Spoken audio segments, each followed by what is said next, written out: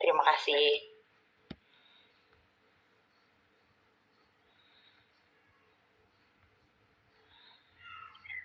Oke, jadi percepatan yang realistis ya, selain dari rekomendasi tadi.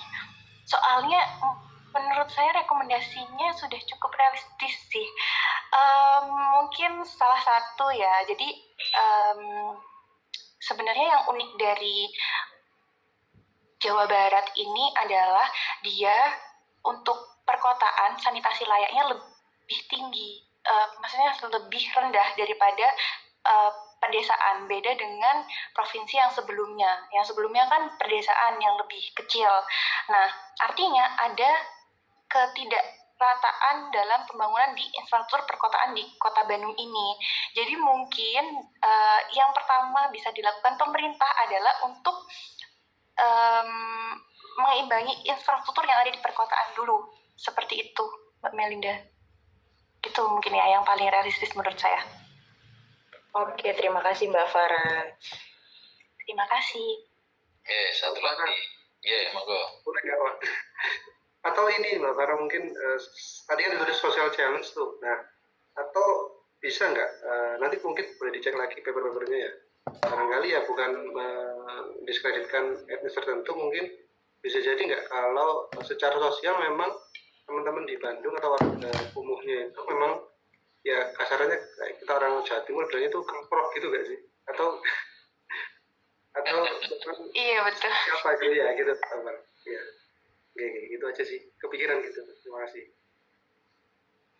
Iya. Terima kasih Mas Saran. Ini masukan kan ya, bukan pertanyaan? Iya, masukan aja. Oke. Iya betul, karena kan memang di Kota Bandung seperti yang sudah di spill tadi, bahwasanya banyak pemukiman kumuh seperti perumahan di bantaran sungai, kawasan rel kereta api, dan kawasan suburban yang mengakibatkan banyak BABS atau buang air besar sembarangan seperti itu.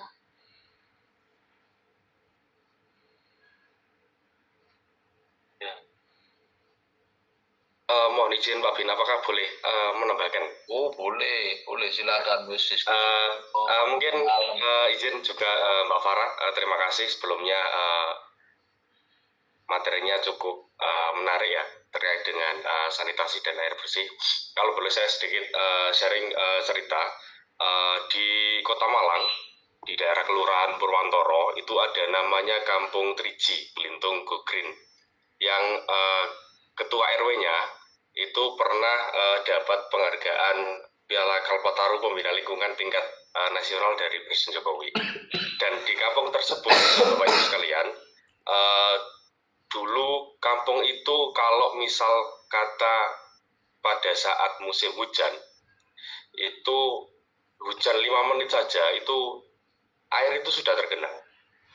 Jadi masalah-masalah terkait dengan sanitasi di situ bermasalah. Akhirnya Pak RT-nya itu punya gagasan mengumpulkan seluruh warga, terus kemudian mendata warganya itu yang ada beberapa warga yang masih studi atau berkuliah, itu meminta tolong kepada warganya untuk bisa nggak, misalnya teman-teman ada yang kuliah di teknik lingkungan, di UB atau di UMM misalnya, itu untuk meminta tolong bersinergi dengan membantu menyelesaikan masalah yang ada di RW 2 Kelurahan Purwantoro di Kampung Triji di Blintung Go Green itu.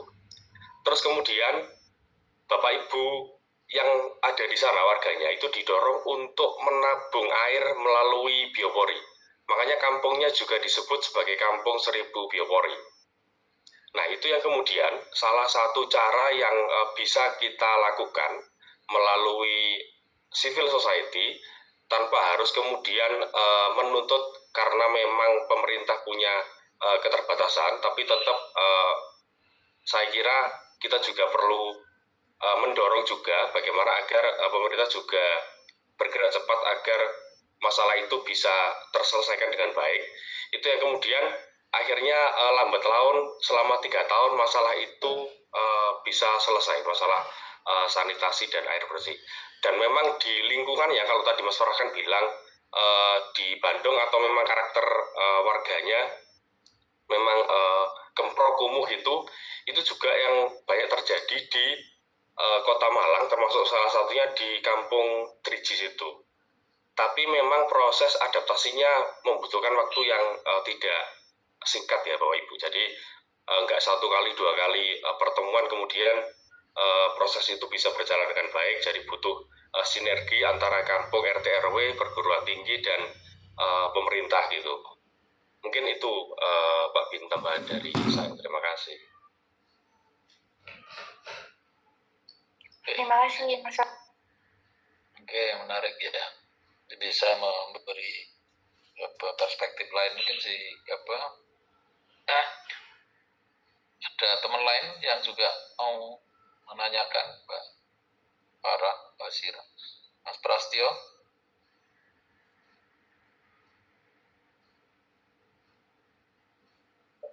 Ya baik, terima kasih Mbak Bin. Selamat sore Mbak Farah. Sore Mas. Tadi menarik ya, saya juga sepakat dengan apa yang disampaikan Mas Fatur ya. Kita memang selama ini kalau ada masalah itu selalu nodongnya ke pemerintah gitu kan. Padahal kita sendiri juga punya kewajiban untuk memperbaiki diri lah minimal gitu. Seperti halnya masalah sanitasi memang itu sebagian dari tugas pemerintah, namun sebagai masyarakat kita juga harus ikut berpartisipasi untuk memperbaiki lingkungan kita sendiri. Nah, pemerintah dalam hal ini juga punya andil bagaimana untuk mengedukasi masyarakat agar masyarakatnya memiliki kesadaran yang tinggi untuk bisa memperbaiki kondisi lingkungannya agar sanitasinya berjalan dengan baik. Saya rasa itu juga bisa menjadi salah satu solusi untuk mengatasi masalah ini. Ya, makasih Mbak. Baik, iya, terima kasih Mas Fatur dan Mas Tio atas insight-nya.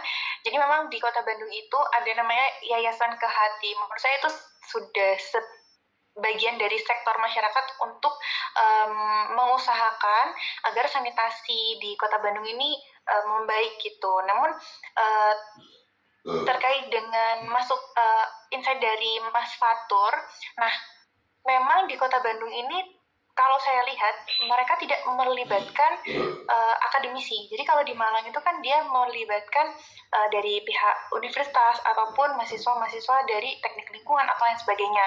Nah di Kota Bandung ini belum. Jadi mungkin ini bisa dimasukkan di policy brief nantinya. Betul. Gitu untuk gitu intinya. Betul. Mungkin itu Pak Bin. Terus satu lagi Mbak Farah, ini saya lagi baca yang rekomendasi Mbak Farah yang pertama kan disampaikan kalau sebaiknya ada perda sanitasi yang mewajibkan setiap rumah memiliki septic tank standar gitu kan. Nah, seperti yang kita ketahui bersama kan Kota Bandung ini merupakan kota dengan tingkat kepadatan yang sangat tinggi gitu. Artinya rumah di sana itu mungkin tidak seideal rumah-rumah pada kawasan yang tingkat kepadatannya standar gitu kan. Seperti misalkan di kawasan Sukajadi gitu itu sangat padat sekali, bahkan mungkin kepadatannya lebih dari 20.000 jiwa per kilometer, jadi sangat tinggi. Sementara standar kepadatan suatu wilayah itu kan berada di angka 8.000, kan 3 kali lipatnya, sangat tidak ideal. Nah, solusi yang itu apakah kompatibel dengan kondisi Kota Bandung yang sangat padat tersebut gitu kan, dengan rumah yang ukurannya mungkin sangat kecil gitu, apakah bisa masing-masing rumah itu memiliki septic tank. Sementara di sisi lain juga ada ketentuan bahwa septic tank itu harus dibangun dengan jarak minimal 10 meter dari sumber air. Nah itu mungkin juga bisa dipertimbangkan. Kalau saya sih lebih setuju adanya semacam septic tank komunal atau mungkin pembangunan WC umum atau toilet umum yang diprakarsai pemerintah, yang mana limbahnya tidak harus terserap langsung ke tanah sehingga tidak akan mengganggu kualitas air yang ada di lingkungan sekitar. Itu Mbak, makasih. Oke, baik, terima kasih Mas Tio. No comment, soalnya bagus, tak catat. Ya, oke, terima kasih ya saudara para Pak Sira sudah menjelaskan semuanya ya. Oke, terima kasih presentasi saudara. Mungkin kita ganti teman lagi ya. Kaitannya dengan urban economic ya. Ini Sopo Sinta Yudis Iraya. Ada nggak Sinta? Pak Bin, mohon maaf, saya sebenarnya siap, cuman situasi di depan rumah ini sedang ada Maulid Nabi yang sound systemnya Oh iya, jangan deh. Iya tadi, iya, mohon maaf sekali Pak Bin, takut Iya. tidak jelas. Oke. Mungkin nenek aman kah? Pak Marina, apa? Aman sah nek kak? Mohon maaf Pak Bin, ini sedang ada keperluan, sepertinya Bu Eti mungkin Pak Bin. Bu Eti mungkin Pak Bin. Oh Bu Eti ya, Bu Eti. Bu Eti ada nggak? Nggih, Pak Bin, baik. Oke. Nggih. Izin share screen nggih, Pak Bin. Monggo.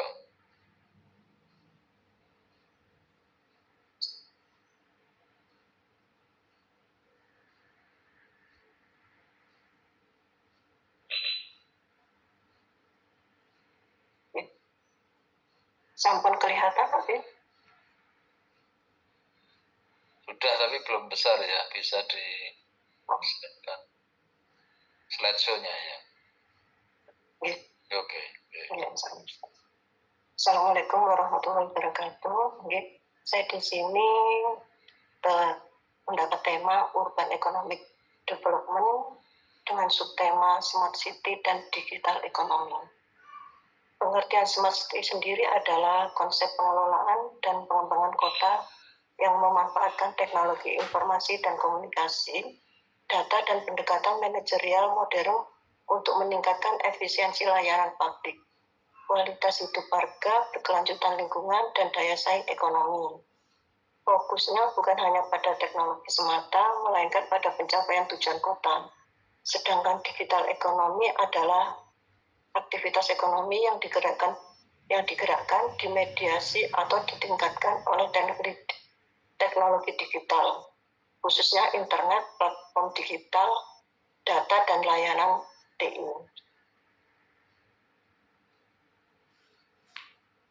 Konsep Smart City dipandang bukan hanya sebatas penerapan teknologi informasi dan komunikasi, tetapi juga sebagai strategi transformasi dan tata kelola, efisiensi pelayanan publik, dan peningkatan kualitas hidup masyarakat perkotaan. Berikut problem yang diketahui, di antaranya yang pertama kesenjangan digital, masih adanya ketimpangan antara kota besar dengan daerah kecil, akses internet, literasi digital, dan infrastruktur teknologi tidak merata. Hal ini membuat manfaat Smart City hanya dinikmati sebagian kelompok masyarakat. Yang kedua, tantangan tata kelola. Banyak kota mengalami kesulitan dalam mengintegrasikan data lintas sektor. Koordinasi antar instansi pemerintahan sering tidak sinkron, dan beberapa jurnal menekankan perlunya kerangka regulasi yang lebih kuat untuk menghindari tumpang tindih kebijakan. Yang ketiga, keamanan dan privasi data. Transformasi digital menciptakan risiko kebocoran data dan serangan cyber. Regulasi perlindungan data pribadi sering tertinggal dibanding perkembangan teknologi, dan jurnal menyoroti perlunya standarisasi internasional untuk data security. Berikutnya, ketidakseimbangan antara perkembangan ekonomi dan keberlanjutan lingkungan. Smart City sering fokus pada pertumbuhan ekonomi digital, tetapi kurang memperhatikan dampak lingkungan. Beberapa studi menunjukkan konsep eco-city masih belum sepenuhnya terintegrasi dalam implementasi Smart City. Berikutnya, kurangnya partisipasi masyarakat. Sebagian kebijakan Smart City bersifat top-down tanpa melibatkan warga kota. Padahal literasi digital masyarakat sangat penting agar layanan publik digital bisa digunakan secara efektif. Selanjutnya, masalah pembiayaan. Pembangunan infrastruktur digital memerlukan biaya besar. Kota-kota di negara berkembang termasuk Indonesia sering menghadapi keterbatasan anggaran dan ketergantungan pada investasi swasta.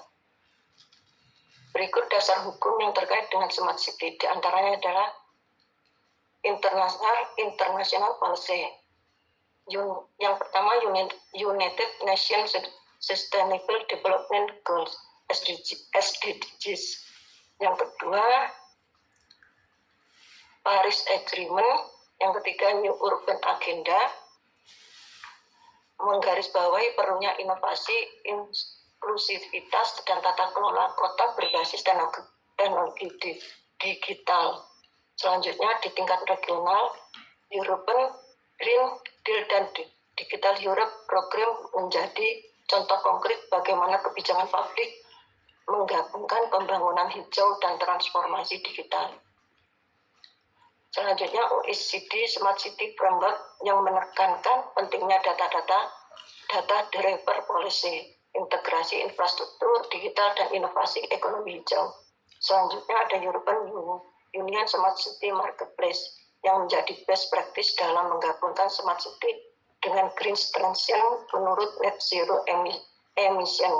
Kebijakan internasional ini memberikan kerangka konseptual bahwa Smart City tidak hanya berbicara soal teknologi, tetapi juga berkelanjutan sosial dan lingkungan dengan digital ekonomi sebagai katalis pertumbuhan. Selanjutnya ada National Policy, Master Plan Smart City Indonesia, yang diluncurkan oleh Kementerian Kominfo untuk mendorong digitalisasi layanan publik, kota ramah lingkungan, dan ekosistem ekonomi digital. Yang kedua ada Perpres nomor 95 tahun 2018 tentang sistem pemerintahan berbasis elektronik yang menjadi payung hukum pengembangan e-government. Yang ketiga RPJMN 2020-2024 mencanangkan program 100 Smart City dengan tujuan mendukung transformasi digital nasional. Selanjutnya Perpres nomor 18 tahun 2020 RPJMN menekankan pentingnya ekonomi digital termasuk UMKM Go Digital. Selanjutnya ada Undang-Undang nomor 11 tahun 2008 tentang ITE memberikan dasar hukum transaksi dan aktivitas digital. Selanjutnya ada Strategi Nasional Ekonomi Digital 2021 sampai 2030 yang menargetkan kontribusi ekonomi digital hingga 18,3% terhadap PDB nasional di tahun 2030. Hal ini menunjukkan adanya sinkronisasi antara kebijakan global dan nasional. Digitalisasi perkotaan bukan hanya soal teknologi, tetapi juga soal keberlanjutan, inklusi, dan penguatan ekonomi. Berikut analisis kelima jurnal yang terkait dengan Smart City. Di sini menerangkan bahwa dalam pembangunan Smart City diketahui bahwa semua jurnal menekankan pentingnya integrasi teknologi digital dalam pembangunan perkotaan. Digitalisasi dipandang sebagai kunci dalam meningkatkan kualitas layanan publik, efisiensi energi, dan pertumbuhan ekonomi berbasis inovasi. Selain itu, muncul kesadaran global bahwa Smart City tidak hanya soal teknologi, melainkan juga tentang sustainability dan eco-friendly development. Meskipun memiliki tujuan serupa, fokus tiap jurnal berbeda, sehingga menitik beratkan pada aspek teknologi spesifik seperti Internet of Things, Artificial Intelligence, dan Big Data. Sementara itu, jurnal lain menyoroti dimensi tata kelola serta partisipasi publik. Dari sisi konteks wilayah, penelitian di Eropa lebih menekankan integrasi green economy, sedangkan di Asia lebih condong pada efisiensi digital dan percepatan pertumbuhan. Arah kebijakan internasional menuntut keseimbangan antara digitalisasi dan keberlanjutan lingkungan. Sedangkan di Indonesia juga sudah menapaki jalan menuju Smart City. Namun, terdapat sejumlah tantangan. Pertama, kesenjangan infrastruktur digital antara kota besar dan daerah terpencil. Kedua, keterbatasan SDM di daerah dalam mengoperasikan sistem digital. Ketiga, kurangnya integrasi aspek lingkungan dalam proyek Smart City, sehingga berisiko hanya menekankan aspek teknologi tanpa memperhatikan keberlanjutan ekologis. Jika dibandingkan, penelitian internasional sudah banyak menekankan integrasi Green City dengan Smart City, sedangkan ekonomi cenderung lebih fokus pada digitalisasi layanan publik dan ekonomi digital. Gap penelitian menunjukkan perlunya Indonesia belajar dari model internasional yang menekankan eco-smart selection. Selain itu, kolaborasi antar aktor yang menjadi ciri khas implementasi smart city di negara maju masih relatif lemah di Indonesia. Hal ini membuat pembangunan smart city sering terjebak pada proyek infrastruktur tanpa melibatkan partisipasi aktif masyarakat. Berikut rekomendasi yang terkait dengan smart city, di antaranya adalah integratif smart city dengan green economy.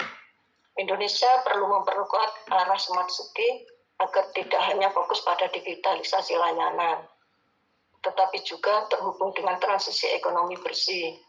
Yang kedua, penguatan infrastruktur digital inklusif dan capacity building. Peningkatan kapasitas SDM daerah menjadi prioritas untuk keberhasilan implementasi. Yang ketiga, keterlibatan publik dalam smart governance.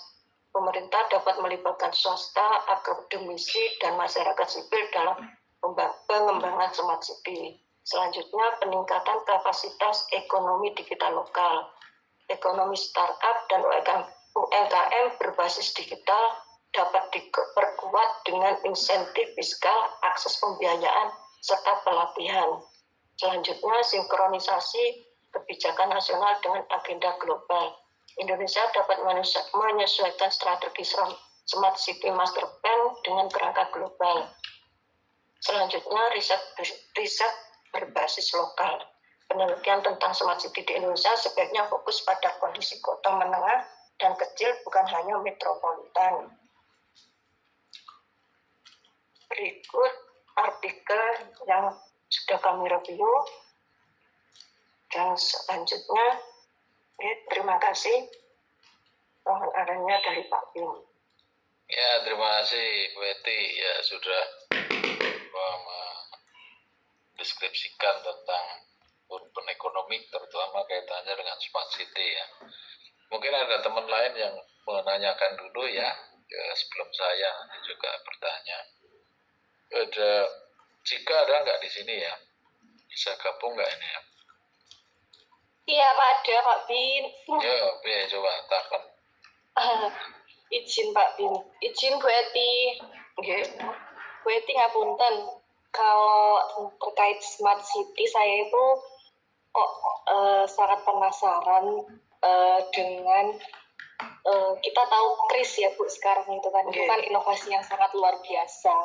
Nah, kalau menurut Bu Eti sendiri, apabila KRIS itu diimplementasikan dalam konteks daerah atau pemerintah daerah begitu Bu, atau mungkin pemerintah kota ya dalam hal ini, apakah kira-kira mungkin hambatannya atau mungkin tantangannya, karena kan KRIS itu kan sekarang kan levelnya kan nasional hingga internasional, apakah kira-kira itu bisa diimplementasikan dalam konteks daerah, dan apakah Ibu melihat kota-kota besar di Indonesia ini capable untuk melaksanakannya begitu Bu? Oke. Bentar nih Pak.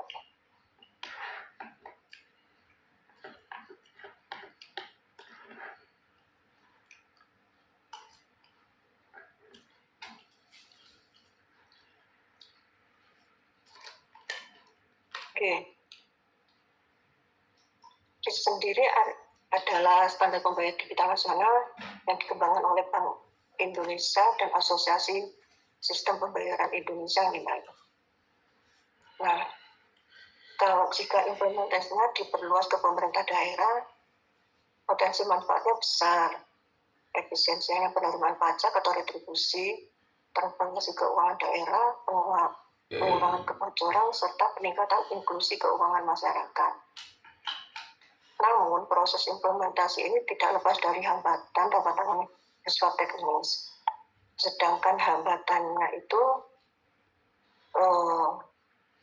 di hambatan infrastruktur teknologi, tidak semua daerah memiliki jaringan internet stabil, terutama di wilayah tertinggal, terdepan, dan terluar. Sedangkan ketersediaan perangkat di unit layanan publik Pemda belum rata. Sedangkan mungkin literasi digital yang belum rata seperti ASN maupun masyarakat pengguna layanan Pemda belum semuanya terbiasa dengan transaksi digital, dan mungkin masyarakat dengan usia lanjut yang terbiasa dengan pembayaran tunai mungkin mengalami kesulitan dalam menggunakan kris. Sedangkan mungkin pantangannya,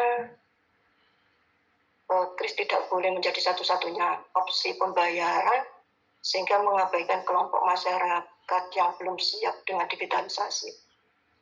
Mungkin itu Mbak dari saya. Nggih, Bu Eti siap. Matur nuwun Bu Eti. Nggih, sami.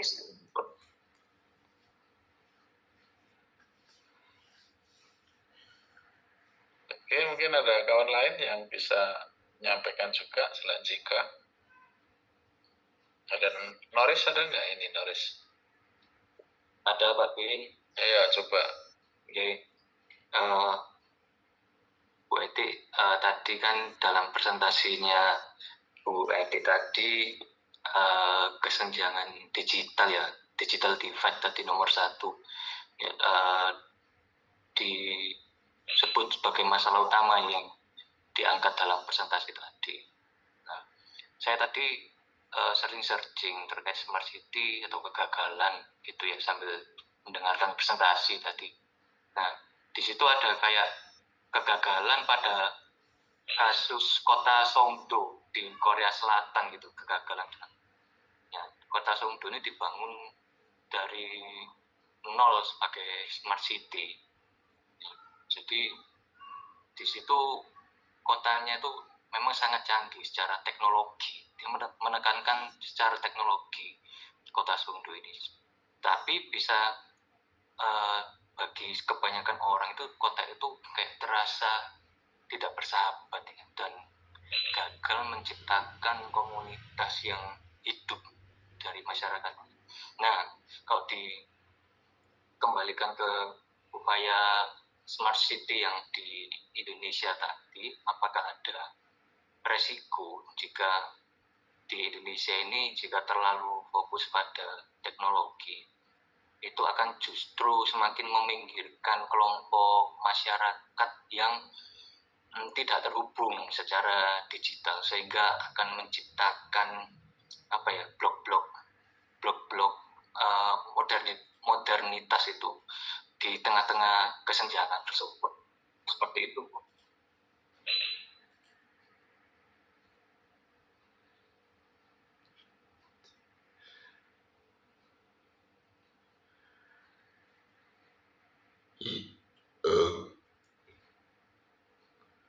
Monggo Bu Eti, gimana ini tanggapannya? Iya Pak.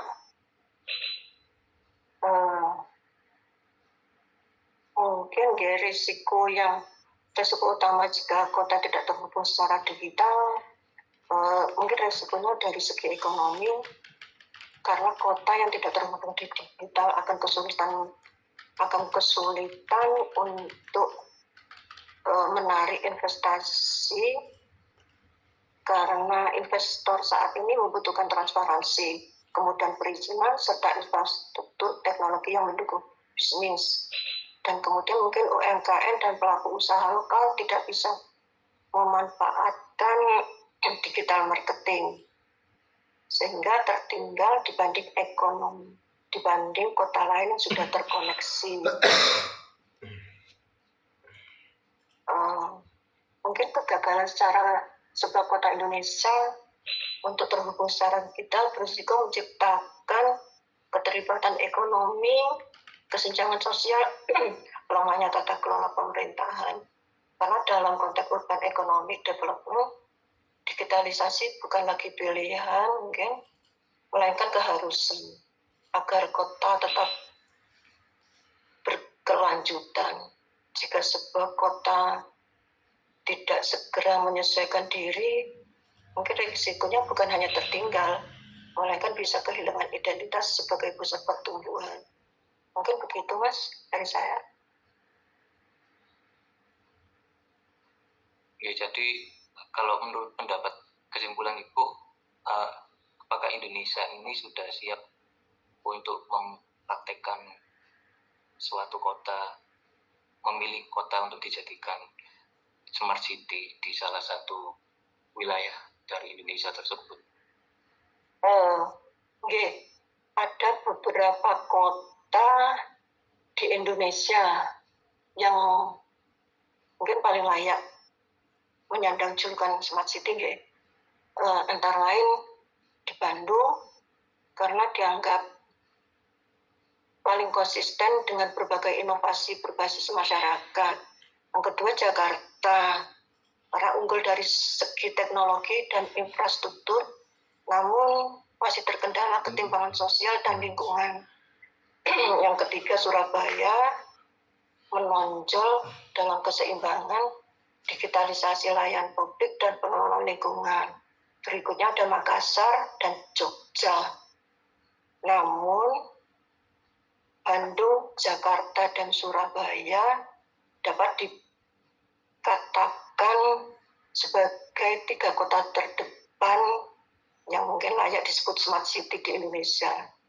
Sedangkan Makassar dan Jogja mungkin sebagai contoh kota berkembang yang potensial. Kan itu, Mas?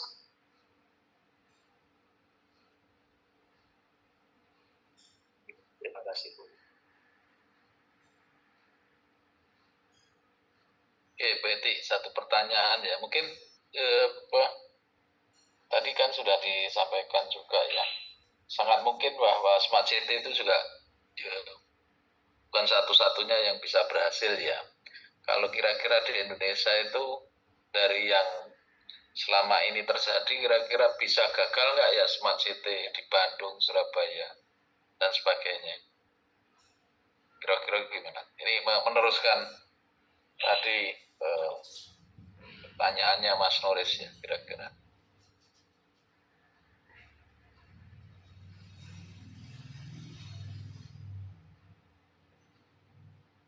Mungkin gagal tidak ya, kan gitu ya. Di antara smart city yang sudah ada Bandung, Surabaya, ini Balikpapan juga kan gitu, yang sudah ada itu kira-kira mungkin nggak ya? Kemungkinan kegagalan smart city ada mungkin, Pak. Mungkin dalam beberapa bentuk seperti kegagalan di infrastruktur digital. Mungkin beberapa kota tidak dapat mampu menjamin ketersediaan jaringan internet yang tidak stabil dan sehingga mengakibatkan pemantauan seperti CCTV tidak dapat berjalan optimal. Mungkin dan berikutnya kegagalan tata kelola karena smart city menuntut tata kelola yang transparan dan terintegrasi dan data dari berbagai instansi sering tidak sinkron sehingga menyulitkan integrasi layanan. Selanjutnya mungkin ada kegagalan sosial nih, Pak. Ada kota yang terlalu fokus pada infrastruktur teknologi tanpa memperhatikan literasi digital masyarakat. Akibatnya warga tidak merasa dilibatkan, bahkan menolak inovasi karena dianggap rumit dan atau tidak sesuai kebutuhan. Mungkin itu, Pak. Oke, ya. Mungkin ada teman tambahan? Izin Pak Bin. Ya, Jos. Mungkin izin Pak, yang pertama membantu juga menanggapi yang dari Mbak Cika tadi terkait penerapan pembayaran non tunai. Kalau menurut kami Pak, mungkin Kris untuk ini konteksnya enggak kris Pak. Kris kan sebenarnya itu transaksi non tunai. Jadi memang bukan kebanyakan sih Pak. Semuanya itu sekarang sudah transaksi non tunai Pak, baik transfer dari pusat ke daerah ataupun sampai pembelanjaan mulai dari ATK, Mamin apa segala macam. Jadi kalau menurut kami hal tersebut sudah diterapkan juga di pemerintahan seperti itu. Itu yang pertama Bapak. Mungkin yang enggak cuma upah-upah pekerja yang swakelola apa segala macam, mungkin seperti itu. Tapi pada dasarnya sudah diterapkan transaksi non tunai di pemerintah. Itu yang pertama, izin Pak. Yang kedua, izin diskusi Bapak. Ini menarik berbicara terkait smart city. ketika kita berbicara tentang smart city itu kan gambarannya itu digitalisasi, yang aplikasi, yang semua by digital. Akan tetapi lambat laun kami juga mendapat beberapa aduan dari masyarakat terkait adanya aplikasi-aplikasi tersebut. Kalau izin boleh menyampaikan pendapat Bapak, apakah bisa pemerintah ini membuat suatu platform yang tidak terpecah-pecah gitu Bapak, jadi terintegrasi satu data sehingga untuk mendapatkan suatu pelayanan A, pelayanan B itu tidak login dan mendaftar di masing-masing akun aplikasi. Contoh misalkan di Sidoarjo itu untuk aplikasi pelayanan domisili, surat keterangan umum atau dan lain sebagainya itu kan menggunakan Sepraja. Lalu ada juga administrasi kependudukan itu menggunakan plafon punya Dukcapil. Lalu juga misalkan ketika kita mau mengajukan izin mendirikan bangunan atau IMB, PBG itu sekarang sudah tidak lagi melalui Pemda, langsung OSS pusat, aplikasi SIM-BG atau apa itu dari pusat. Lalu juga ada lagi misalkan surat pencari kerja, dulu kan kecamatan bisa melakukan, sekarang kan sudah ada aplikasi langsung yang dari pusat juga. Nah, sebenarnya saya punya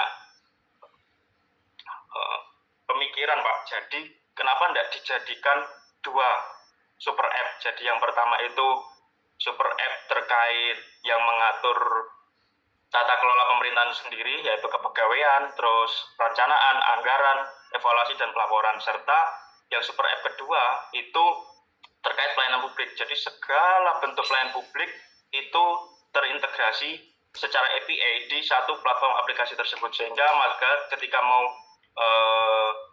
ngurus A, ngurus B, mengajukan surat pelayanan A, pelayanan B itu sudah tidak bingung ini pakai aplikasi apa ya, ini login apa ya, akunnya apa ya, seperti itu. Sehingga lebih memudahkan masyarakat untuk mengakses suatu layanan.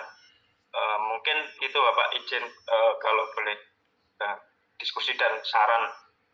Matur suwun Bapak. Ya, terima kasih Mas Josa. Mungkin ada yang bisa juga menanggapi pandangan Mas Josa. Kira-kira apa yang dirasakan ini? Apakah juga dirasakan kawan-kawan Pemda lain ya? Banyaknya akun ya, super 1, 2, 3, 4, 5. Kira-kira gimana?